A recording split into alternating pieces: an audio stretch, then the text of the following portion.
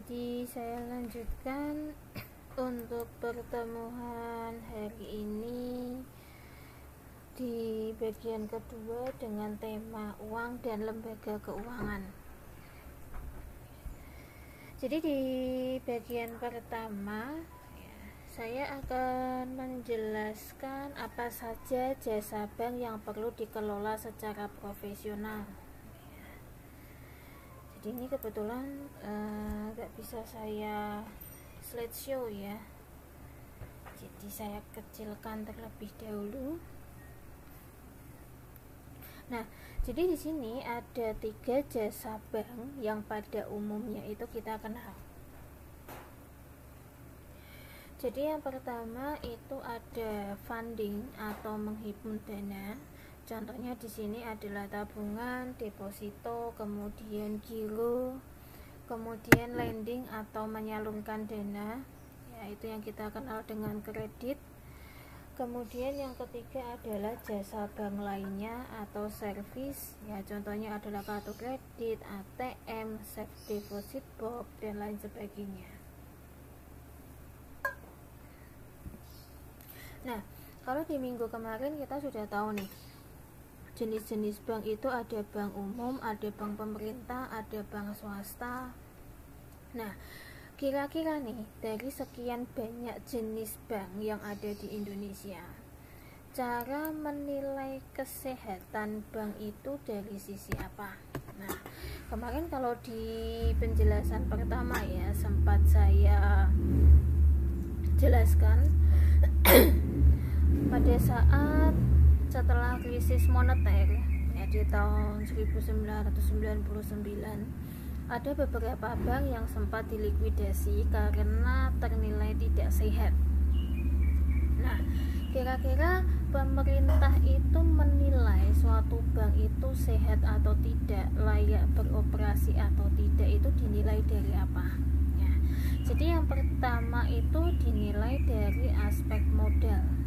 Nah, di sini indikatornya adalah capital CAR ya, atau rasio modal terhadap aktiva tertimbang menurut risiko ya. Jadi sebelum saya jelaskan ke aspek kesehatan bank, yang harus kalian ketahui adalah laporan keuangan perbankan itu beda dengan laporan keuangan perusahaan.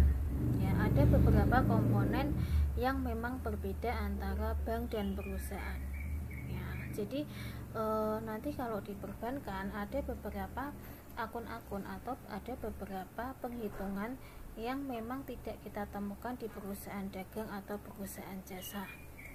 Nah, kalau dari segi aspek permodalan, di sini yang dimaksud CAR itu adalah rasio kecukupan modal, atau nama lainnya itu adalah rasio kecukupan modal. Nah, di sini aspek permodalan itu minimal adalah 8%. Ya. Kemudian yang kedua adalah aspek kualitas aset. Nah, jadi di sini membandingkan ya antara aktiva produktif yang diklasifikasikan ya sesuai penilaian Bank Indonesia dengan aktiva produktif yang dimiliki oleh bank tersebut. Nah, di sini untuk penjelasan detail tentang perhitungan soal perbankan itu ada di mata kuliah manajemen perbankan. Ya, karena di sini kita mata kuliahnya adalah manajemen keuangan, jadi mungkin saya hanya menjelaskan sekilas atau hanya bagian luarnya aja, kira-kira ya aspek-aspek penilaian kesehatan bank itu apa saja. Kemudian yang ketiga itu ada aspek kualitas manajemen.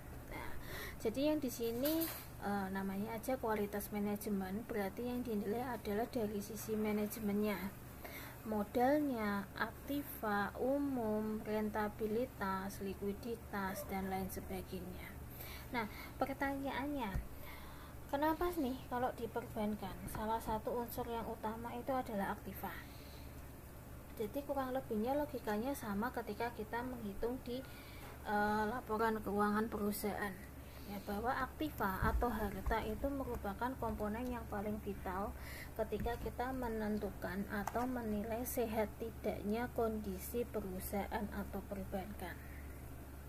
Nah, kenapa? Karena aktiva itu adalah sumber dana untuk membiayai segala kegiatan operasional maupun untuk menutup pembiayaan terhadap hutang yang ada. Nah, makanya di sini kebanyakan yang dinilai itu adalah aktivanya. Kemudian kalau ada yang bertanya nih, Bu, likuiditas dan rentabilitas itu apa? Nah, jadi kalau likuiditas itu aktiva lancar dibandingkan hutang lancar. Ya, jadi berapa sih proporsi aktiva lancar terhadap hutang lancar yang dimiliki oleh suatu bank? Berarti di sini seharusnya aktiva lancar itu jumlahnya lebih besar daripada hutang lancar. Ya, jadi yang dinilai itu adalah aktiva lancarnya. Kenapa enggak sekalian sama aktiva tetap? Nah, karena aktiva tetap itu kalau misalnya kita jual itu butuh proses. Contoh, Anda mau menjual rumah, gedung, mobil, itu membutuhkan proses. Sementara kalau aktiva lancar itu adalah aktiva yang liquid. Ya, liquid di sini dalam artian sewaktu-waktu kita membutuhkan dana atau membutuhkan uang, kita bisa menggunakannya. Maka di sini untuk likuiditas yang diperhitungkan adalah aktiva lancar. Nah, kemudian selanjutnya rentabilitas. Nah, saya coba besarkan. Nah, kalau rentabilitas itu adalah kemampuan bank untuk meningkatkan laba. Jadi di sini ada beberapa penilaian, yaitu rasio laba terhadap total aset, dan yang kedua adalah BOPO atau biaya operasi dibandingkan dengan pendapatan operasi. Nah, kenapa di sini aspek rentabilitas itu menghitung laba terhadap total aset? Nah, di sini logikanya laba yang diperoleh oleh perusahaan atau oleh perbankan. Jadi di sini saya bicara logika secara umumnya ya, tidak hanya untuk menghitung bank. Jadi di sini laba yang diperoleh dari suatu kegiatan usaha, entah itu laba tahun berjalan atau laba-laba yang sudah di bulan ini kita dapatkan ketika kita tutup buku di akhir bulan, itu nanti ketika kita menyusun laporan keuangan itu akan menambah komponen modal. Ya, kalau kalian ingat neraca itu di sebelah kanan ada komponen modal. Nah, komponen modal itu digunakan salah satunya untuk membelanjakan aset. Ya, terutama di sini aset-aset yang biasanya sifatnya adalah aset tetap atau aktiva tetap. Nah, makanya di sini ada perhitungan rasio laba terhadap total aset. Ya, jadi kira-kira berapa persen nih ya laba itu bisa membiayai total aset yang ada. Nah, kemudian yang kedua, biaya operasi dibandingkan dengan pendapatan operasi. Di sini operasi maksudnya adalah kegiatan operasional. Nah, berarti logikanya kalau mau sehat, biaya operasional itu jumlahnya harus lebih rendah daripada pendapatan operasional. Nah, kelima aspek penilaian kesehatan perbankan ini dikenal dengan istilah KAMEL. Capital, Asset, Management, Earning, dan Liquidity. Ya, jadi KAMEL di sini adalah untuk menilai kesehatan bank, bukan KAMEL yang berarti unta, bukan ya. Kalau bahasa Inggris itu KAMEL itu artinya unta. Nah, tapi di sini merupakan singkatan dari modal, aset, manajemen, pendapatan, dan likuiditas. Nah, jadi di sini nanti dari kelima perhitungan aspek tersebut ya, digolongkan sehat sampai kurang sehat itu ketika memperoleh nilai seperti di bawah ini ya. Jadi Anda bisa lihat ya, 81 sampai 100 itu berarti sehat ya, kurang sehat itu ketika di bawah nilai 66. Oke. Kalau tidak sehat sama sekali itu 0 sampai kurang dari 51.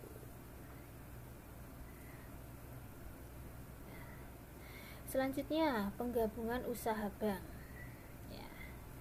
Jadi di sini penggabungan usaha bank itu ada 3. Ada yang namanya merger. Jadi kalau merger itu mempertahankan salah satu bank yang ada, ya, dan membubarkan yang kecil-kecil lainnya. Kalau konsolidasi bedanya dengan merger, ya, konsolidasi itu berarti mendirikan bank baru. Jadi kalau merger itu misalnya A tambah B tambah C, ya, B dan C itu hilang, tinggal A, tapi A itu merupakan gabungan dari B dan C. Kalau konsolidasi A tambah B tambah C, dia hasilnya adalah bank baru berupa D, itu konsolidasi. Nah, kalau akuisisi, ya, A ditambah B, tapi misalnya nih yang kuat itu adalah A, yang lemah itu adalah B. B ini diakuisisi oleh A, tapi B ini tidak hilang, jadi yang beralih hanya kepemilikannya, tapi bank B itu masih tetap ada. Jadi itu bedanya antara merger, konsolidasi, dan akuisisi. Jadi kalau merger itu A tambah B tambah C, ya, misalnya yang berdiri itu hanya A, B dan C itu hilang. Kalau konsolidasi A tambah B tambah C, hasilnya adalah D. Kalau akuisisi, misalnya bank A itu yang kuat, bank B yang lemah, ya, berarti A itu mengakuisisi B, tapi bank B itu masih tetap berdiri dan beroperasi. Jadi yang berubah hanya struktur kepemilikannya saja. Nah, sumber dana bank. Sumber dana bank itu bisa berasal dari modal pemegang saham, ya, cadangan laba yang belum dibagi, maupun dana dari masyarakat berupa simpanan giro maupun tabungan maupun deposito. Ya, jadi walaupun bank itu tempat berkumpulnya dana, tapi bank itu juga membutuhkan dana untuk kegiatan operasionalnya.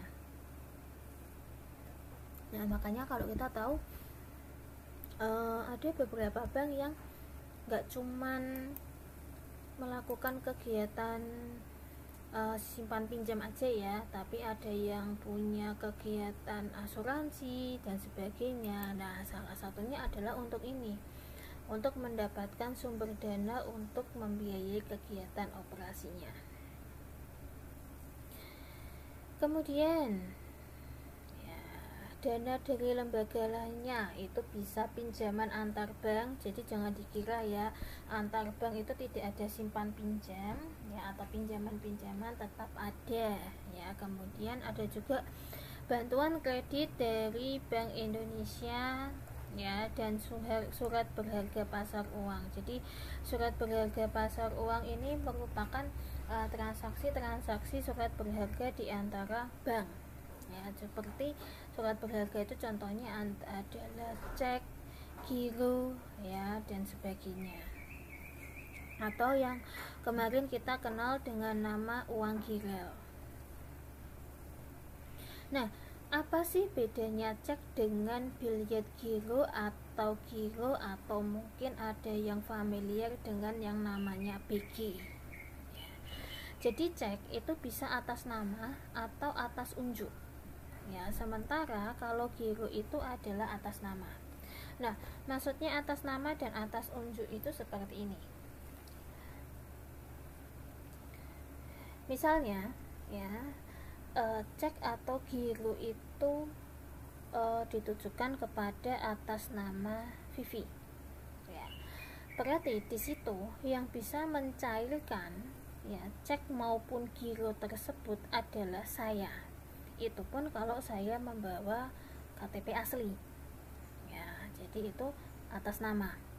Tapi kalau misalnya nih ya saya nggak bisa nyairin nih ya, kemudian saya menyuruh orang lain ya, saya menunjuk orang lain, berarti orang lain tersebut selain bawa KTP asli juga harus membawa surat kuasa ya, surat kuasa yang menyatakan bahwa saya menyuruh ya seseorang untuk mencairkan cek saya ya yang bernilai sekian di bank ini, hari ini, tanggal ini, jam segini ya. Jadi itu bedanya cek dengan biliet giro. Kemudian sifat ya, cek itu bisa dicairkan tunai dan non tunai. Non tunai itu maksudnya Anda tidak menerima uangnya tapi langsung masuk ke rekening Anda, itu bisa. Sementara kalau giro itu hanya untuk transaksi non tunai, jadi Anda tidak bisa mengambil uang tunainya, nggak bisa ya, tapi dananya adalah masuk ke rekening Anda.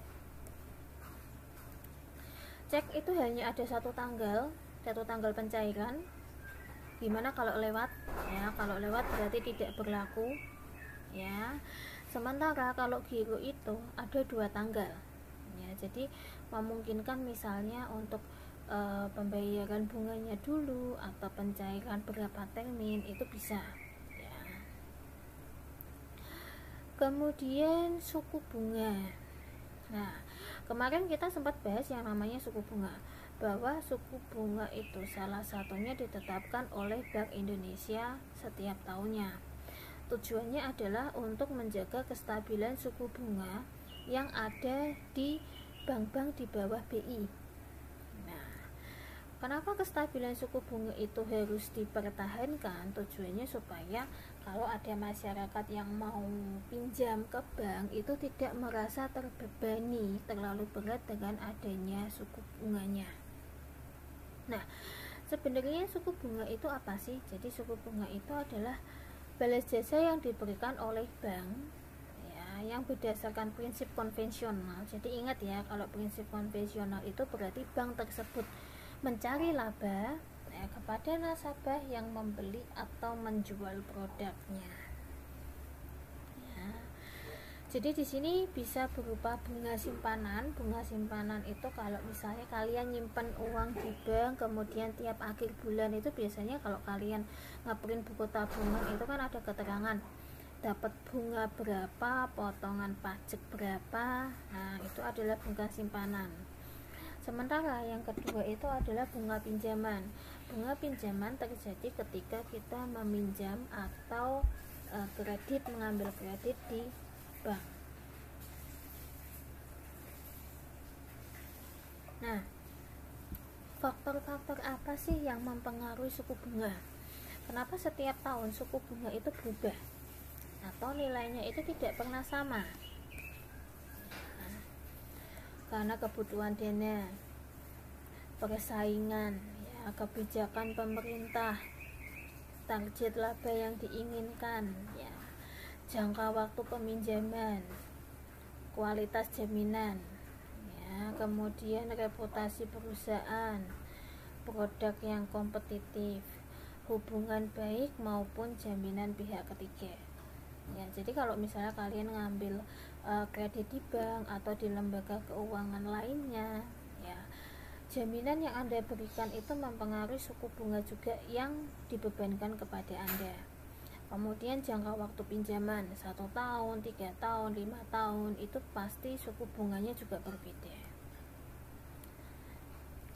Nah, kalau kita sudah tahu nih kegiatan pengalokasian dana itu salah satunya adalah kredit ya, atau kalau di bank syariah itu dikenal dengan namanya pembiayaan. Nah, kredit itu meliputi apa saja sih ya? Jadi unsur-unsur kredit itu ada yang namanya kepercayaan, ada yang namanya kesepakatan, ya berarti tanda tangan hitam di atas putih perjanjian kredit. Kemudian jangka waktu, ya kalau jangka waktu pendek itu 1-3 tahun, menengah itu 3-5 tahun, kalau jangka panjang itu di atas 5 tahun. Kemudian resiko yang disengaja dan resiko yang tidak disengaja. Kalau resiko yang disengaja itu memang contohnya adalah konsumennya itu tidak ada itikat baik untuk membayar, itu disengaja. Kalau resiko yang tidak disengaja, misalnya nih karena ada wabah penyakit atau pandemi COVID ya, kemudian masyarakat itu tidak bisa membayar kredit ke bank maupun lembaga keuangan ya, kemudian kemarin ada usaha untuk meringankan kredit ya, itu adalah resiko-resiko yang tidak disengaja. Kemudian balas jasa. Nah, balas jasa di sini di bank konvensional itu dikenal dengan nama bunga pinjaman. Kalau di bank syariah itu dikenal dengan nama bagi hasil. Nah, tujuan kredit itu apa saja? Nah, di sini kalian bisa lihat ya. Mencari keuntungan bagi pihak bank, ya, membantu usaha nasabah maupun membantu pemerintah.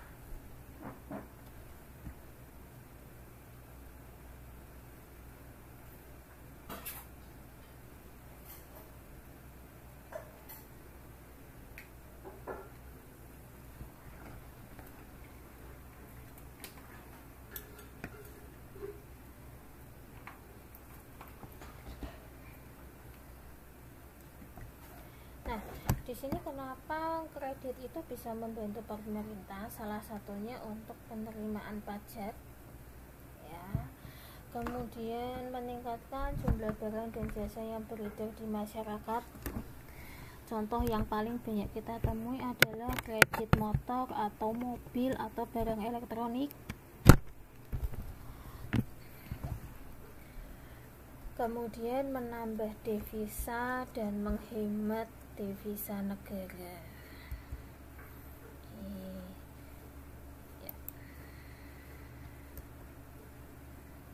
Oke, saya lanjutkan ya.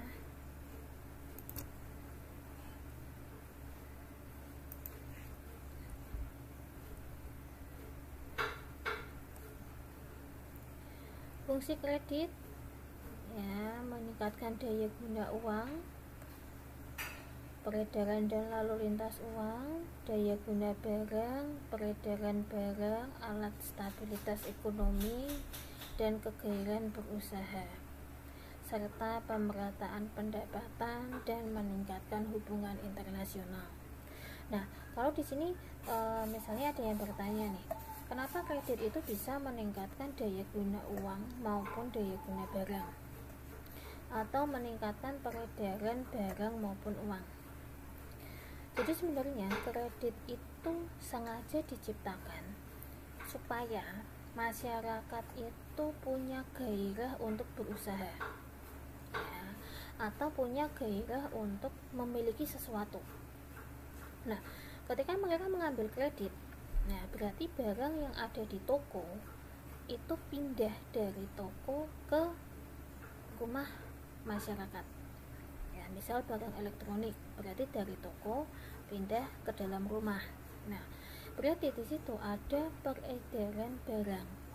Nah, kenapa meningkatkan daya guna? Berarti ketika barang itu dibeli kemudian dipakai, berarti berdaya guna, tidak hanya cuma pajangan aja di toko. Sementara kalau dari sisi uang, ketika ada kredit, nah ketika masyarakat itu mengambil kredit, berarti uang itu yang ada di masyarakat nggak cuma disimpan di ATM, nggak cuma disimpan di dompet, atau nggak cuma disimpan di dalam rumah ya, tapi uang itu juga dibelanjakan ya, uang itu juga keluar ya, kemudian ada lalu lintas maupun transaksi yang berhubungan dengan uang ya. Jadi kurang lebihnya fungsi kredit itu supaya uang itu tidak cuman dikumpulin aja tapi juga digunakan. Nah, kenapa nggak bayar tunai aja? Nah, kalau bayar tunai kan lalu lintas atau peredaran uangnya hanya satu kali. Tapi kalau kredit berarti tiap bulan ketika kita membayar cicilan berarti ada peredaran dan lalu lintas uang.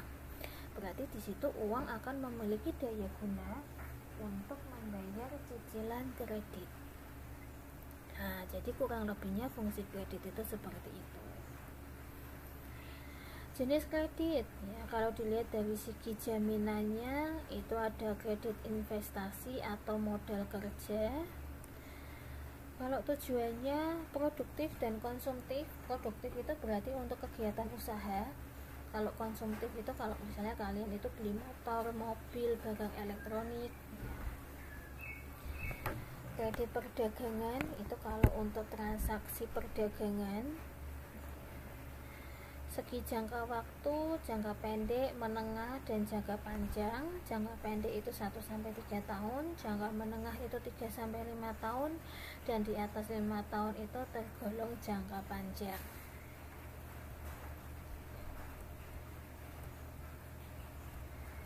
Jaminan kredit itu bisa berupa benda berwujud ya, tanah, bangunan, kendaraan bermotor, maupun yang tidak berwujud ya, sertifikat tanah, ya, bill deposito, ya, maupun jaminan orang. Nah, di sini tanpa jaminan itu bisa aja, ya, tapi diberikan untuk perusahaan atau konsumen yang benar-benar bonafit dan profesional. Ya, jadi jangan sampai kita memberikan kredit tanpa jaminan ternyata orangnya nggak bayar ya.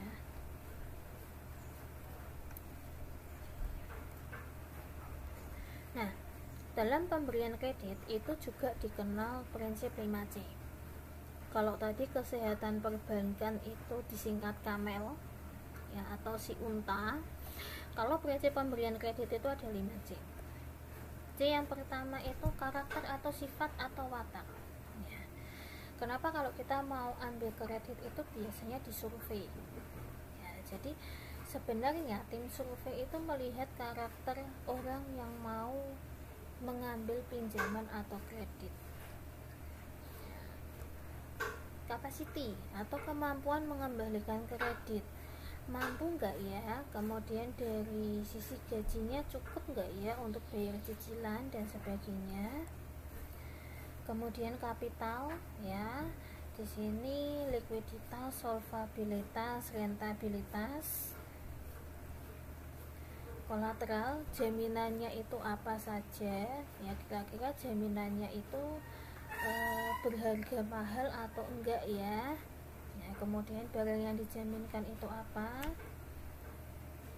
Kemudian yang kelima kondisi ya, kondisi ekonomi dan politik itu sangat mempengaruhi dalam pemberian kredit ya, terutama kalau ada pandemi seperti ini ya, pasti ketentuan pemberian kredit itu akan sangat banyak berubah sekali ya.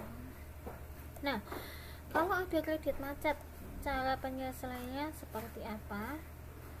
Jadi bisa rescheduling ya, memperpanjang jangka waktu kredit atau jangka waktu angsurannya. Kalau bedanya memperpanjang jangka waktu kredit dengan angsuran itu seperti ini. Kalau yang diperpanjang itu jangka waktu kredit yang sebelumnya 1 tahun itu jadi 3 tahun. Tapi kalau jangka waktu angsuran, misalnya nih angsurannya itu jatuh tempo tanggal 1 ya, diperpanjang nih tanggal 20 baru jatuh tempo. Nah, itu bedanya antara jangka waktu kredit dan angsuran. Kemudian yang kedua, reconditioning ya, jadi bisa dengan kapitalisasi bunga. Jadi bunga itu dijadikan sebagai hutang pokoknya maupun penundaan pembayaran bunga sampai dengan waktu tertentu. Jadi bisa aja bunga itu dibayarkan nanti kalau ketika mau lunas baru bayar bunganya ya. Atau menurunkan suku bunga itu juga bisa ya, itu adalah teknik yang kedua, reconditioning. Atau justru dengan membebaskan bunga sama sekali. Jadi bunganya betul-betul 0 rupiah. Atau langkah yang ketiga itu bisa dengan restructuring, menambah jumlah kreditnya. Berarti kalau menambah jumlah kredit, cicilan atau tanggung jawab Anda akan semakin besar. Menambah equity itu dengan menyetor uang tunai tambahan dari pemilik, ya. Jadi di sini menambah equity itu atau menambah modal itu salah satunya dengan cara pemilik, ya, atau peminjam itu menyetorkan uang tunai, ya, sebagai cicilan. Ini sebagai cicilan, kemudian nanti sisa hutangnya itu dihitung kembali dengan perhitungan yang baru, ya. Atau pula dari kombinasi, ya, jadi kombinasi antara tadi ketiganya, restructuring, ya, kemudian rescheduling dan reconditioning.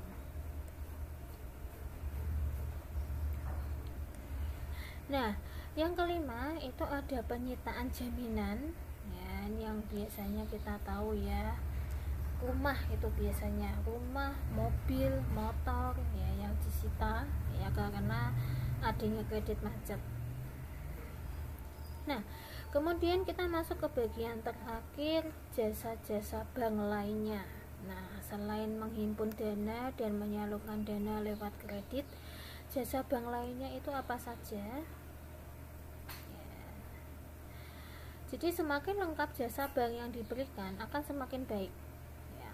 Ibaratnya kalau satu toko itu jualannya makin lengkap, konsumen itu akan makin tertarik untuk belanja di toko tersebut, ya, karena barang yang ditawarkan itu akan semakin lengkap.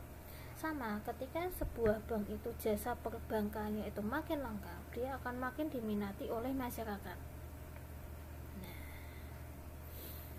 Nah, lengkap tidaknya jasa bank itu tergantung dari kemampuan modal, fasilitas, sampai sumber daya manusia yang ada di perbankan tersebut.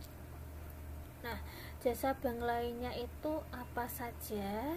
Ya, nanti akan kita lihat. Yang pertama kita lihat dulu nih, kenapa bank itu harus punya jasa bank selain tabungan dan pinjaman? Yang pertama ada istilah spread. Spread itu selisih bunga simpanan dengan bunga pinjaman. Nah, selisih ini akan menjadi keuntungan untuk bank.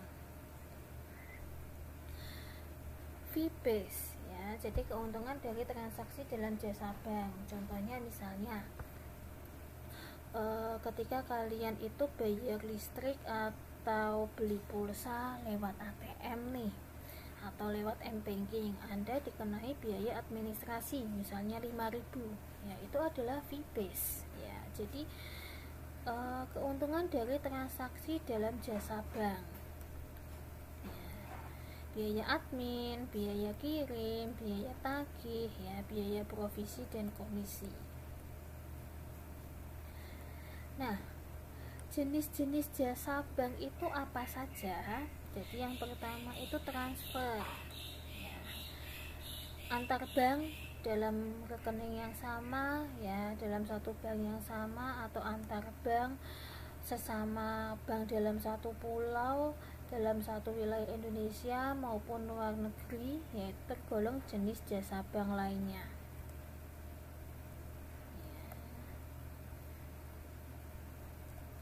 Kemudian clearing, ya, clearing ini biasanya berhubungan ketika kita mau mencairkan uang giral, ya. Contohnya kita mau mencairkan cek, ya, giro dan sebagainya, itu namanya lewat jasa clearing.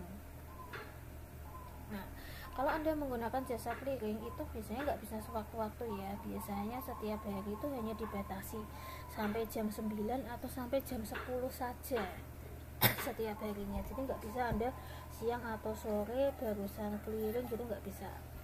Kalau misalnya Anda mau titip, ya, siang atau sore, berarti tetap clearingnya dihitung hari berikutnya.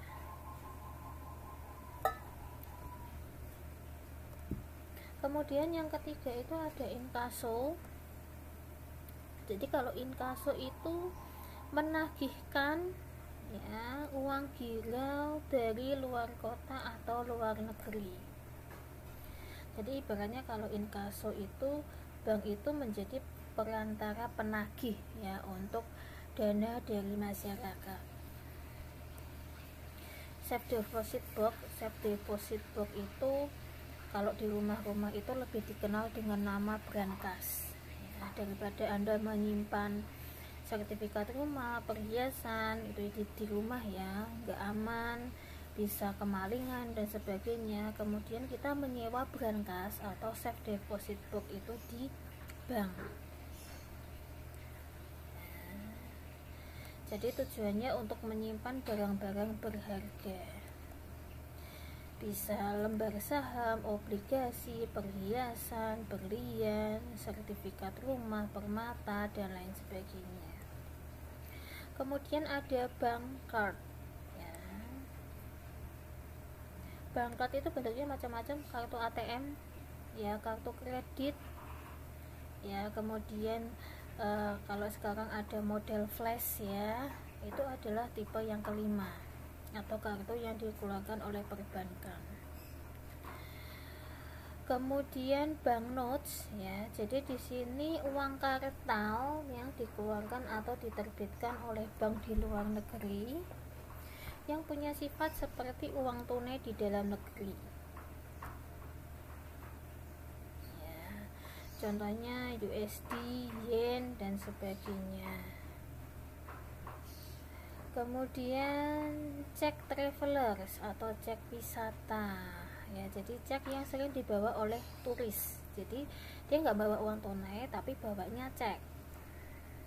Nah, jadi keuntungannya memberikan kemudahan berbelanja ya, kita nggak harus bawa uang tunai, jadi resiko kehilangan uang itu akan semakin kecil ya. Kemudian bisa dijadikan cindera mata juga. Kemudian ada yang namanya letter of credit atau yang dikenal dengan nama LC. Jadi LC itu tujuannya untuk memperlancar kegiatan ekspor impor ya, maupun termasuk barang di dalam negeri.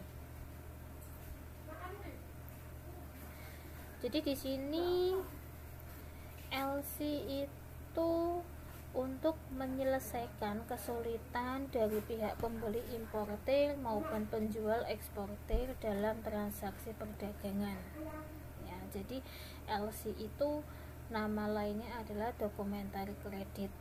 Nah, jadi LC itu biasanya surat yang sudah ditetapkan atau disepakati terlebih dahulu sebelum kegiatan ekspor impor itu terjadi atau berjalan.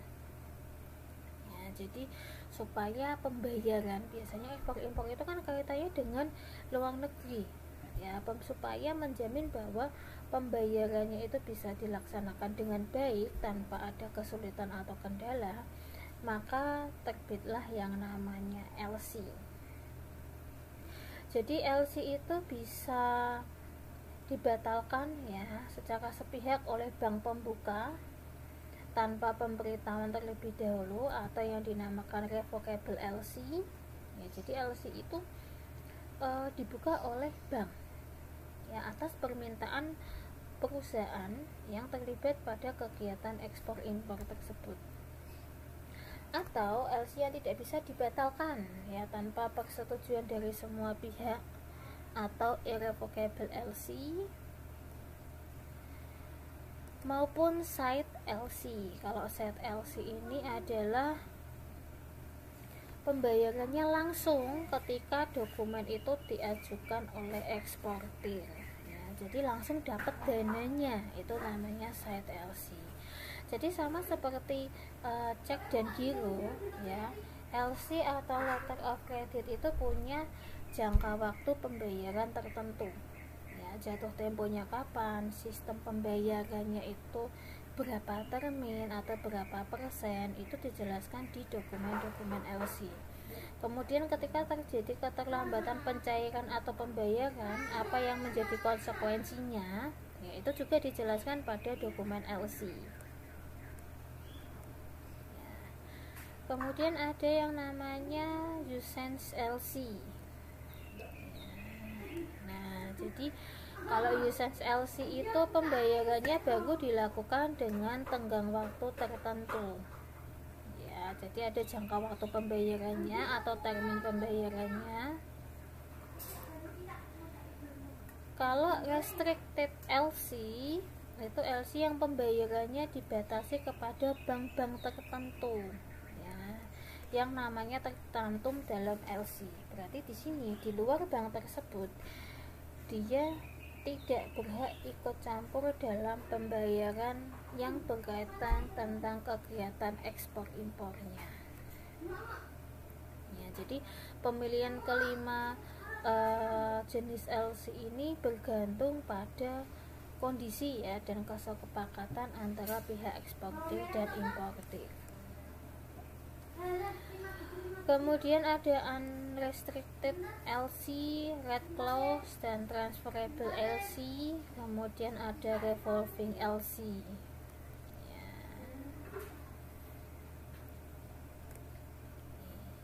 Nah, kemudian yang ke-9 ada bank garansi dan referensi bank. Nah, jadi di sini bank garansi dan referensi bank itu merupakan jaminan yang diberikan kepada pihak perorangan, perusahaan, atau badan lainnya dalam bentuk surat jaminan. Ya.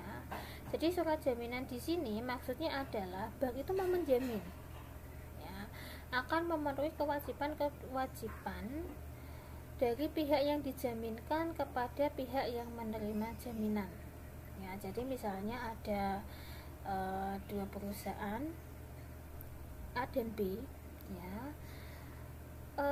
A itu meminta bantuan bank C untuk mengeluarkan surat jaminan bahwa bank A itu bisa memenuhi kewajibannya terhadap bank B, ya, soal hutang piutang.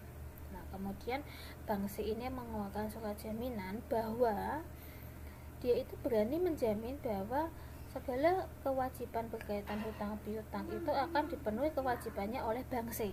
Ya, sementara antara bank C dan perusahaan A itu menjadi urusan mereka sendiri. Intinya bank B itu selalu akan menerima pembayaran secara lancar, tidak terlambat dan sebagainya.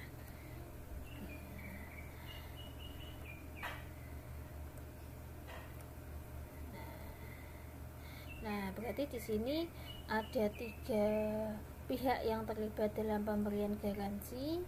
Pihak penjaminnya itu adalah bank, pihak terjaminnya itu nasabah, dan pihak penerima jaminan itu adalah pihak ketiga.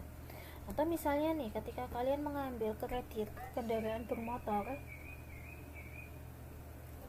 kalau di sini ada yang pernah ngambil kredit kendaraan bermotor, di situ ketika kalian pertama kali mau ambil kredit, ketika kita disuruh mengisi formnya, ada pertanyaan, siapa pemberi garansi atau jaminan bahwa Anda itu bisa membayar. Kalau kita masih punya orang tua, biasanya ya jaminan itu akan diberikan atas nama orang tua kita.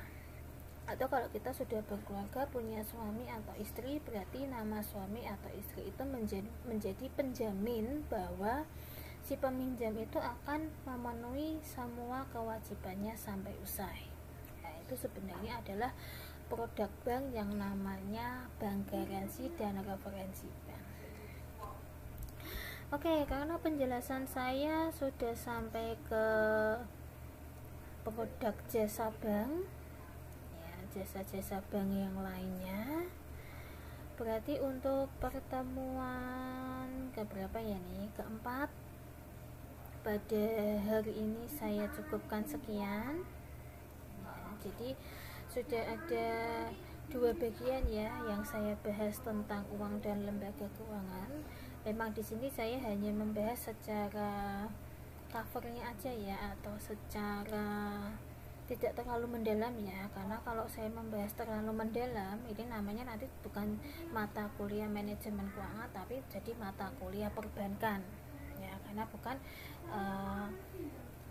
bagian dari silabus atau bagian dari LPS-nya untuk menjelaskan secara detail tentang topik ini.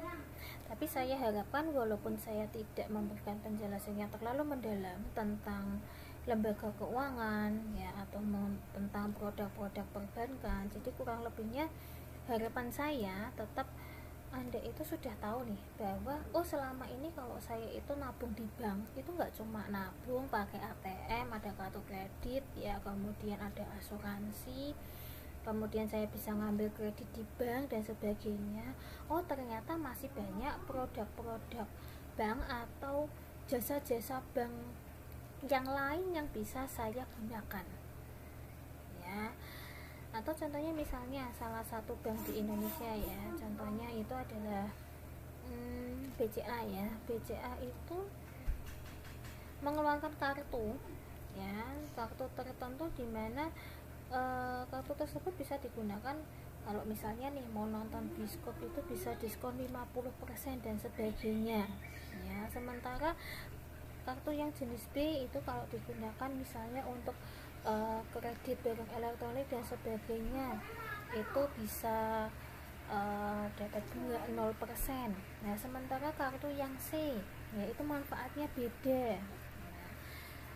BCA itu menjadi salah satu bank yang paling banyak diminati, bank swasta yang paling banyak diminati oleh masyarakat ya. Atau kalau misalnya kalian yang jualan online atau punya dagangan online ya, atau transaksi-transaksi lainnya, itu kenapa kebanyakan menggunakan BCA? Nah, karena salah satunya itu produk banknya itu sangat banyak sekali sehingga masyarakat itu punya banyak sekali pilihan ya. Di sini saya nggak ngiklan ya, tapi saya hanya memberikan salah satu contoh. Ketika jasa yang ditawarkan oleh suatu bank itu semakin lengkap, maka orang itu akan cenderung saya males nih ya pindah ke lain hati atau pindah ke lain bank ya, karena saya sudah merasa nyaman dan kebutuhan saya itu tercukupi atau lengkap di bank tersebut ya. Jadi kurang lebihnya seperti itu.